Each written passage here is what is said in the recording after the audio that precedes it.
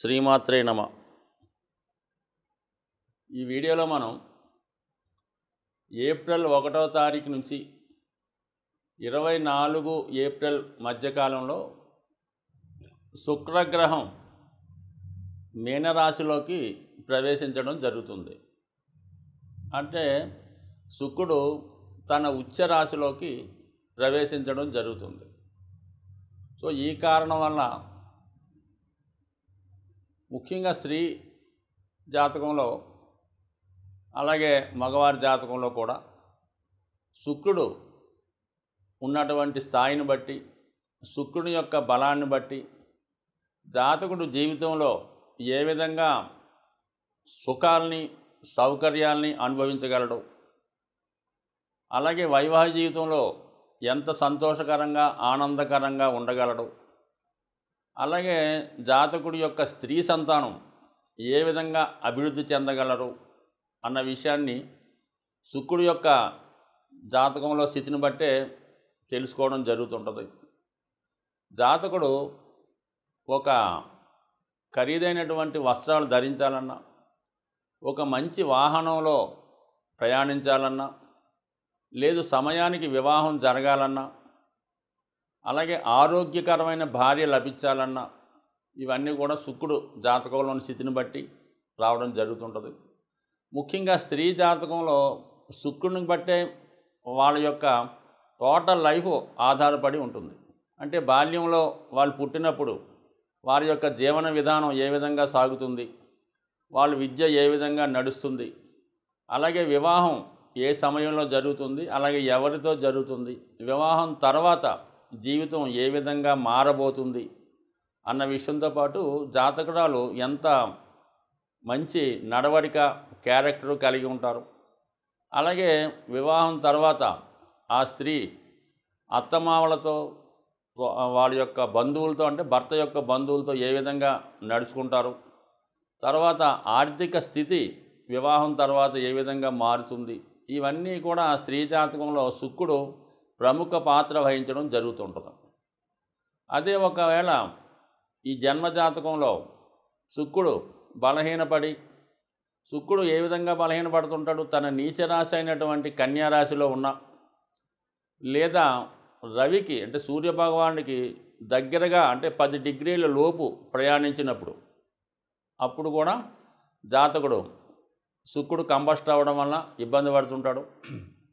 అలాగే శుక్రుడి నుంచి ఒక 43 డిగ్రీల 20 నిమిషాలు దూరం కన్నా ఎక్కువ ఉన్నప్పుడు కూడా శుక్రుడు తన బలహీనతని, తన బలాన్ని కోల్పోయి ఇవ్వవలసినటువంటి సుఖాన్ని ఇవ్వలేకపోతుంటాడు. సో ఏదైనా చాలా సెన్సిటివ్ గ్రహం ఇది మనకి శుక్రగ్రహం. సూర్యునికి దగ్గరగా ఉన్నా ఇబ్బంది పడతాడు, సూర్యునికి దూరం అయినా కూడా ఇబ్బంది పడడం జరుగుతుంటుంది. అలాగే కుజగ్రహంతో కలిసి ఉన్నప్పుడు అంటే ఏ లగ్నం ఏ రాశితో సంబంధం లేకుండా ఎవరి జన్మజాతకంలో శుక్రుడు కుజగ్రహంతో కలిసి ఉన్నాడో వాళ్ళకి ఒక విధంగా వ్యభిచార దోషం కలుగుతుంది. వాళ్ళు స్త్రీ యొక్క వ్యామోహం వలన కానీ, స్త్రీ బలహీనత వలన కానీ వాళ్ళ సంపదని కోల్పోవడం, వివాహ జీవితాన్ని నాశనం చేసుకోవడం జరుగుతుంటుంది. విచక్షణారహితంగా మరి వాళ్ళ యొక్క శృంగార జీవితాన్ని గడపడం వలన చివరికి ఆర్థిక పరంగా పతనం అవ్వడం జరుగుతూ ఉంటుంది. సో శుక్రుడు జాతకంలో శుక్రుడు బలవంతుడు అవ్వాలంటే జాతకుడు తన నడవడిక చాలా ఇంపార్టెంట్గా ఉండవలసి ఉంటుంది. శుక్రుడు అంటే కొన్ని సందర్భాల్లో చాలా ప్రాంతాల్లో ఈ శుక్రవారం నాడు ధనాన్ని కూడా ఖర్చు పెట్టడానికి ఇష్టపడరు. అంటే ఆ కారణం వల్ల ఏంటి, ఎంత సెన్సిటివ్ మనం ఆలోచించవచ్చు. జాతకుడు స్త్రీలను అవమానపరిచిన, స్త్రీలను ఇబ్బంది పెట్టిన, ముఖ్యంగా తోడబుట్టిన వాళ్ళని కానీ, తల్లిగారిని కానీ, వదిన గారిని కానీ, అంటే మొత్తం మీద ఏ స్త్రీనైనా జాతకుడు వేధించినా, ఇబ్బంది పెట్టినా, వాళ్ళకి దుఃఖం కలిగే విధంగా ప్రవర్తించిన ఖచ్చితంగా జాతకంలో శుక్రుడు బలహీనపడి జాతకుడికి ఆర్థికపరమైనటువంటి ఇబ్బందులు రావడం జరుగుతూ ఉంటుంది. అదే మరి శుక్రుడు పాపగ్రహాలైనటువంటి రాహుతో కలిసి ఉన్నప్పుడు మరి జాతకుడికి మరి సరైనటువంటి ఆరోగ్యం లేనటువంటి భార్య రావడం, ఆ కారణం వలన జాతకుడు వ్యసనపరుడై తన ధనాన్ని ఇతరుల స్త్రీల కొరకు వ్యామోహం కొరకు ఖర్చు పెట్టి నష్టపోవడం జరుగుతూ ఉంటుంది. కుజుడితో కలిస్తే ఈ విధంగా, రాహుతో కలిస్తే ఆ విధంగా, అలాగే కేతువుతో కలియడం వల్ల కూడా మరి ఈ విధంగా స్త్రీలను ఇబ్బంది పెట్టడం వల్ల కానీ, వాళ్ళని అవమానించడం వల్ల కానీ, వాళ్ళని సరైనటువంటి పోషణ ఇవ్వకపోవడం వల్ల కూడా ఇబ్బంది పడే అవకాశం ఉంది. మొత్తం మీద ఏంటంటే ఏదైనా ఒక జాతకంలో ఖచ్చితంగా జాతకుడు స్త్రీలను ఏ విధంగా ఇబ్బంది పెట్టినా, అలాగే దేవతల్ని అంటే గ్రామ దేవత, కులదైవం, అలాగే ఆ దేవతల్ని ఇబ్బంది పెట్టినా, వాళ్ళకి చేయవలసినటువంటి సంస్కారాలు సకాలంలో చేయకపోయినా కూడా జాతకంలో శుక్రుడు బలహీనపడడం జరుగుతుంటుంది. అలాగే సాధారణంగా మరి ఈ దసరా, కొన్ని పండగలు వచ్చినప్పుడు ఆషాఢ మాసంలో ఆనవాయిగా ఆ గ్రామ దేవతలకి చాలా కుటుంబాల్లో సారి పెట్టడం, ఒడిబియ్యం పోయడం, చీరలు పెట్టడం జరుగుతుంటుంది. అవి ఏ కారణం వల్ల మానేసినా కూడా జాతకుడు ఆర్థికపరమైన ఇబ్బందులు ఎదుర్కోవడం జరుగుతుంటుంది. అంటే సూక్ష్మంగా చెప్పాలంటే జీవితంలో జాతకుడు సుఖపడాలన్నా, ఒక మంచి బట్ట కట్టాలన్నా, మంచి భోజనం చేయాలన్నా, మంచి సంతానం కలగాలన్నా, మంచి భార్య రావాలన్నా ఖచ్చితంగా శుక్రుడు బలం ఉండాలి.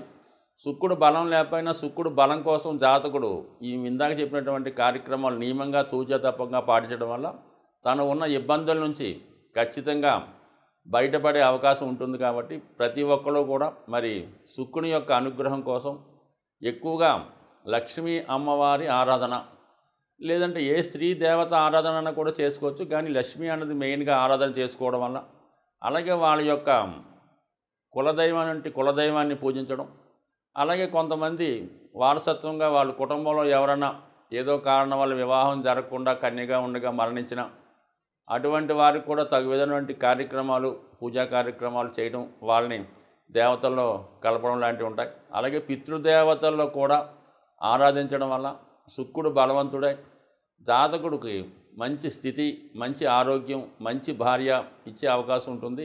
సింహరాశి వారికి శుక్రుడు తృతీయ దశమాధిపతి. రాశ్యాధిపతిగా ఉన్నటువంటి సింహరాశి అధిపతి అయినటువంటి రవికి శుక్రుడు శత్రుగ్రహం.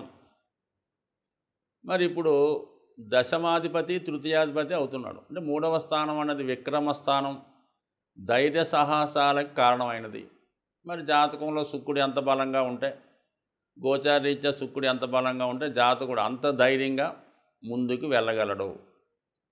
అలాగే దశమస్థానం, ఇంకా దశమస్థానం అన్నది జీవితంలో జాతకుడు ఎటువంటి కర్మ చేస్తాడు, తన జీవనోపాధి ఏ విధంగా సాగుతుంది, అలాగే తన దైనందిన జీవితంలో డబ్బులు ఏ విధంగా సంపాదిస్తాడు అన్న విషయాన్ని మనకి దశమ భావం చెప్తూ ఉంటుంది. సో ఈ రెండు కూడా మరి ఇంపార్టెంట్ అయినటువంటి భావాలు. కాబట్టి ప్రస్తుతం ఈ సింహరాశి వారికి శుక్రుడు అష్టమ స్థానంలోకి సంచరించడం మొదలైంది. సో ఇది మళ్ళా పైపెచ్చి అంటే రాశ్యాధిపతితో కలిసి సంచరిస్తున్నాడు. అంటే రవి శుక్రులు కలిసి 1వ తారీఖు ఏప్రిల్ నుంచి 14వ తారీఖు ఏప్రిల్ వరకు మరి అష్టమ స్థానంలో సంచరిస్తూ ఉంటాయి. శుక్రునికి ఇది ఉచ్చస్థితి. అందువలన ఏంటంటే కంప్లీట్గా మరి తృతీయ భావం ధైర్య సాహసాలతో జాతకుడు ధైర్యంగా నిర్ణయాలు తీసుకుంటాడు. మరి అష్టమాధిపతి అవ్వటం వల్ల, దశమంలో ఉండడం వల్ల ఉద్యోగంలో మార్పు కొరకు చేసే ప్రయత్నాలు ఫలించే అవకాశం ఉన్నది. ఇది ముఖ్యంగా రాజకీయ రంగంలో ఉన్నవాళ్ళు ధైర్యంగా తన అభిప్రాయాన్ని చెప్పి తను ఏదైతే అనుకుంటాడో ఈ సమయంలో అది చేయడం జరుగుతూ ఉంటుంది. మరి ఈ ఉద్యోగంలో మార్పు కొరకు ఎవరైనా ప్రభుత్వ ఉద్యోగులు కానీ, ప్రైవేట్ సర్వీస్ వారు కానీ, ముఖ్యంగా బ్యాంకింగ్ రంగంలో ఉన్న వాళ్ళకి ఉద్యోగంలో మార్పులు వచ్చే అవకాశం ఉంది. అంటే కొంతకాలం పాటు ఒక ప్లేస్ నుంచి ఒక ప్లేస్కి మారడం కానీ, లేదా అదే ప్లేస్లో ఉంటూ ఉద్యోగరీత్యా వేరే ప్రాంతంగా మారడం కానీ జరిగే అవకాశం ఉన్నది. సో ఇది అంతవరకు మరి ఉద్యోగ సంబంధించిన విషయాల్లో అభివృద్ధి వస్తుంది, అలాగే మార్పు వస్తుంది. అలాగే ఏదైనా నిర్ణయం తీసుకోవడం చాలా ధైర్యంగా తీసుకుంటారు. ప్రత్యర్థులపై విజయాన్ని సాధిస్తాడు. మీరు ఏదైతే అనుకుంటారో అది ఖచ్చితంగా సాధిస్తారు. ఈ రెండు కూడా అనుకూలంగా ఉన్నాయి. దాని తర్వాత ఏంటంటే మనకి ఈ 14వ తారీఖు ఏప్రిల్ నుంచి రాష్ట్రాధిపతిగా ఉన్నటువంటి సూర్యుడు భాగ్యస్థానంలోకి ఉచ్చులోకి రావడం వలన కూడా ఒక విధంగా మరి దానికోసం ప్రత్యేకంగా చర్చించుకోవచ్చు. ప్రస్తుతం 14 తర్వాత అష్టమంలో శుక్రుడు రాహు 2 గ్రహాలు మాత్రమే మిగులుతాయి. సో ఈ కారణం వలన జాతకుడు ఎప్పుడో చేసినటువంటి పొరపాట్లో లేదంటే ఏదన్నా ఒక నిందల్లాంటివి ఈ సమయంలో మిమ్మల్ని అన్పాపులర్ చేసే ప్రయత్నం జరిగే అవకాశం ఉంది. అంటే మీరు అధికారై ఉన్నా, ఒక పాలిటిక్స్లో ఉన్న మీ మీద బురద జల్లే ప్రయత్నం చేస్తూ మిమ్మల్ని అన్పాపులర్ చేసే అవకాశం ఉన్నది. అంటే ఈ సమయంలో మీరు చేయని తప్పుకి కొంతవరకు అపవాదు అపకీర్తి వచ్చే అవకాశం ఉంది. కాబట్టి సాధ్యమైనంత వరకు మరి జాగ్రత్తగా వ్యవహరించడం అన్నది ఒక ఇండికేషన్గా చెప్పడం జరుగుతుంది. ఏదైనా నింద అన్నది మనం ఎంత జాగ్రత్తగా ఉన్నా నింద వస్తూ ఉంటుంది. బట్ ఏదన్నా అది ఒక అపకీర్తిలాగా ఉండే అవకాశం ఉంది. అయితే కొంతమంది జాతకంలో మరి శుక్రుడు ఏమవుతాడంటే ఏ గ్రహంతో కలిసి ఉంటే ఆ కారకత్వ ఫలితాల్ని ఆ కారకత్వం ద్వారా ధనాన్ని ఇవ్వడం కానీ పోగొట్టుకోవడం కానీ జరుగుతూ ఉంటుంది. మరి శుక్రుడు రాహుతో కలిసి ఉండడం వల్ల ఇప్పుడు ఏంటంటే సినిమా రంగంలో ఉన్న వాళ్ళకి, సాఫ్ట్వేర్ రంగంలో ఉన్న వాళ్ళకి వ్యక్తిగతంగా మంచి అభివృద్ధి, వాళ్ళ యొక్క విద్వత్తుకి తెలివితేటలకి తగిన గుర్తింపు రావడం జరుగుతుంది. అదే రాజకీయ రంగంలో ఉన్నారంటే ఏదో ఒక అపకీర్తి అపనింద మీ మీద వచ్చే అవకాశం ఉన్నది. అంటే ఇది ఏదన్నా మొత్తం మీద గిట్టని వాళ్ళు ఇటువంటి ఇబ్బందులు పెట్టే సూచనలు కూడా ఉన్నాయి. సో అలాగే కొంతమందికి అయితే ఆలోచన విధానంలో కూడా జీవితాన్ని ఏదో విలాసవంతంగా సౌకర్యంగా అనుభవిద్దామని రహస్యంగా కొన్ని కార్యక్రమాలు చేస్తూ ఉంటారు. అటువంటివి ఈ సందర్భంలో మీరు రహస్యంగా దాచాలనుకున్న వాటి అఫైర్స్ అవ్వచ్చు, సంబంధాలు అవ్వచ్చు, స్నేహాలు అవ్వచ్చు, లేదంటే ఏదన్నా ఒక అలవాటు కూడా అవ్వచ్చు. అది ఈ సమయంలో బయటపడడం వల్ల మీ యొక్క మంచి నేమ్కి బ్యాడ్ నేమ్ కూడా రావచ్చు. సో ఏదైనా మొత్తం మీద అష్టమం అనేది కొద్దిగా అవమానాన్ని ఇస్తుంటుంది, ఆకస్మిక లాభాన్ని ఇస్తూ ఉంటుంది. ఇది ముఖ్యంగా ఎవరికి బాగుంటుందంటే ఎవరైతే వ్యాపార రంగంలో ఉన్నారో వాళ్ళు ఏదన్నా పెద్ద మొత్తంలో రుణ ప్రయత్నం చేస్తుంటే ఈ సమయంలో వారికి 100% పెద్ద మొత్తంలో రుణ ప్రయత్నం వచ్చే అవకాశం ఉంది. అలాగే విదేశ మిత్రుల సహకారం కూడా అనుకోకుండా వచ్చే అవకాశం ఉన్నది. సో ఏదైనా అష్టమంలో ఉన్నటువంటి గ్రహం ఉద్యోగ సంబంధించిన విషయాలకు తప్పించి, అంటే ఉద్యోగంలో ఉన్నటువంటి వాటిని మానివేసి వ్యాపారం రంగంలోకి మారడానికి కూడా కొంతవరకు అష్టమ స్థానంలో ఉన్నటువంటి గ్రహాలు సహకరిస్తుంటాయి. అంటే ఏదైనా చేస్తున్న పనిని విడిచిపెట్టి కొత్త పనిలోకి మారడం కూడా జరుగుతూ ఉంటాయి. సో ఈ కారణం వల్ల మరి ముఖ్యంగా ఈ రాశిలో ఉన్నటువంటి వాళ్ళు ఎవరన్నా వ్యాపార రంగంలోకి మారాలన్నా, రాజకీయ రంగంలోకి మారాలన్నా ఇది ఒక అనుకూలమైనటువంటి సమయం. అయితే ముందు ఇబ్బంది కలిగిన తర్వాత మంచి నేమ్ అండ్ ఫేము, కీర్తి లభించే అవకాశం ఉంది. స్వస్తి.